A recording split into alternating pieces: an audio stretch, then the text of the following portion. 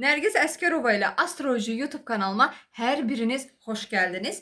Bugünkü bu videomda sizlərlə noyabr ayının ilk günündə, yəni 1 noyabr tarixində göy üzündə ay ilə Günəş arasındakı müsbət 120 dərəcəlik üçgən açıdan ən çox hansı bürclərin təsir aldıqlarını və təsir alan bürclərin bugün nələr yaşaya biləcəklərinə dair bütün detalları sizə bu videoda izah edəcəm. Ona görə də bu videonu izləyərkən və dinləyərkən həm Günəş bürcünüzü, həm də yüksələn bürcünüzə əsaslanaraq dinləməyi və izləməyi unutmayın. İndi isə başlayaq.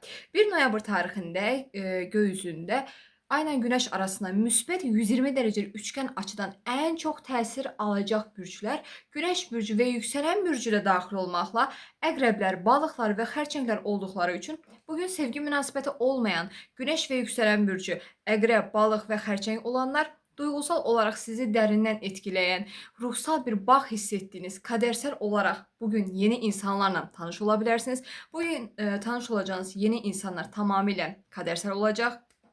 Həmin insanlarla sanki onları çoxdan tanıyırmış kimi hissi onları tanıdıqda yaşaya bilərsiniz və eyni zamanda sevgi münasibəti olmayan Günəş bürcü və yüksələn bürcü, əqrəb, balıq və xərçəng olanlar bugün xarici ölkədə və yaxud uzaq məsafədə yaşayan, xarici ölkə vətəndaşı olan bir insanla tanış ola bilərsiniz və onunla duyğusal bir yaxınlıq, duyğusal bir bağ qurmaq istəyə bilərsiniz. Mövcud sevgi münasibəti olan Günəş bürcü və yüksələn bürcü, əqrəb, balıq və xərçənglər isə mövcud sevgi münasibətinizdə sevdiyiniz insanla, sevgilinizlə duyğusal yaxınlaşa bilərsiniz.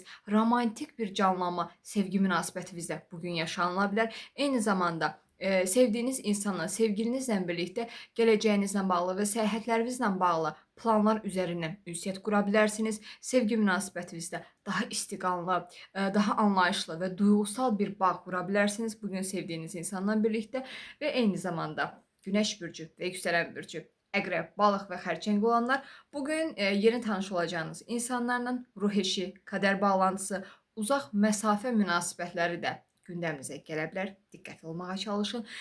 Xarici ölkə, akademik təhsil, səyahət və sosial media üzərindən qarşınıza bugün yeni fürsətlər gələ bilər. Dəyərləndirməyə çalışın, fürsəti qaçırmayın və eyni zamanda bugün sizin gündəminizdə sosial media, xidmət sektorunda çalışırsınızsa danışmanlıq, akademik təhsil, yayımçılıq, ruhsal mövzular, spiritual mövzular və bir tərəfdən də xarici dil öyrənməklə bağlı mövzular gündəminizdə yer alacaq.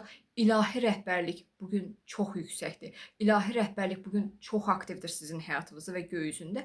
Bugün Tanrıdan gələn dəstək çox aktivdir və bir tərəfdən də bugün xarici görünüşünüzdə dəyişikliklər etmək istəyə bilərsiniz.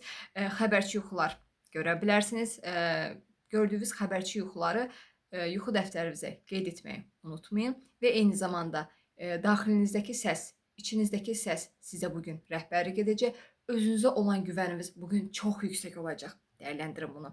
Və bir tərəfdən də spiritual mövzulara, astrologiya, tarota, musiqiyə, incəsənətə, yazmağa bugün yönələ bilərsiniz və bunlara enerji sərf edə bilərsiniz. Ən əsası da bugün Günəş bürcü və yüksələn bürcü, xərçəng, balıq və əqrəb olanlar mənəviyyatlarını daha da gücləndirəcək. Tanrı ilə olan bağlarınızı daha da gücləndirəcəksiniz. Daha çox dualar edə bilərsiniz və bugün sizin yaradıcılığınız daha yüksək zirvədə olacaq. Dəyərləndirməyə çalışın bugünü.